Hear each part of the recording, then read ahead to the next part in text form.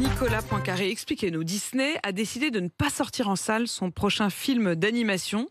Le géant américain de cinéma qui conteste les règles françaises qui régissent les sorties de films. Il refuse de sortir en salle en France. Oui, c'est une menace que Disney avait brandie dès janvier dernier. Si on ne change pas les règles du jeu en France, avait dit la compagnie, nous ne sortirons plus nos films en salle et ils seront directement disponibles pour les abonnés uniquement sur la plateforme Disney+. Eh bien, cette menace, elle vient d'être mise à exécution. La présidente de Disney pour la France a annoncé hier que le prochain grand film d'animation ne sera pas visible en France et en France uniquement. Ce dessin animé devait sortir à Noël. Il s'appelle Strange World en anglais, en français Avalonia, l'étrange voyage. Pour les exploitants de salles, c'est une catastrophe.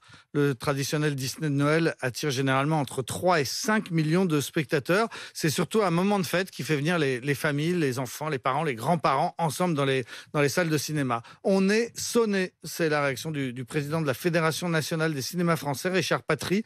Dans Le Parisien, il reproche à Disney d'avoir sorti une arme atomique. Ce que Disney n'accepte pas, c'est ce qu'on appelle la chronologie des médias. Expliquez-nous ce que c'est, ça. Oui, c'est un système unique qui est destiné à protéger le cinéma français. C'est un calendrier qui prévoit dans quel ordre et dans quel délai les films sont exploités. D'abord la sortie en salle, puis en VOD, puis sur Canal+, puis sur les plateformes, puis enfin sur les chaînes gratuites. En janvier dernier, les différents acteurs de la filière sont tombés d'accord pour un calendrier qui prévoit que les plateformes comme Disney+, Amazon Prime puissent disposer des films 17 mois après leur sortie en salle, ce qui était un progrès puisqu'auparavant, elles devaient attendre 3 ans. Mais Disney n'est pas satisfait. Le géant américain ne comprend pas ce système français qui l'empêche d'exploiter ses propres films et qui ne lui donne que quelques mois d'exclusivité puisque les chaînes gratuites disposent des films seulement 5 mois après les plateformes.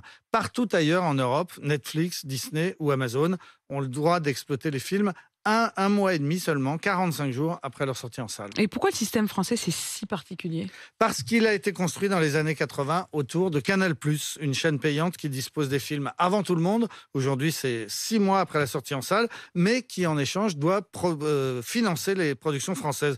Canal+ doit distribuer 200 millions par an pendant 3 ans. Sans cet argent, il n'y aurait plus de cinéma français. Régulièrement, tous les acteurs de la filière se rencontrent donc pour renégocier cette chronologie des médias. Ce sont des négociations de marchands de tapis qui durent des mois et qui sont censés ménager les intérêts de tous. Disney, la dernière fois, a refusé de signer l'accord, mais il est tout de même obligé de l'appliquer, sauf s'il renonce à la sortie en salle. S'il n'est plus disponible que sur Disney+, à ce moment-là, eh bien, il n'est plus concerné par l'accord et par la chronologie des médias. C'est donc ce choix qui a été fait par Disney, pour l'instant uniquement pour son dessin animé de Noël.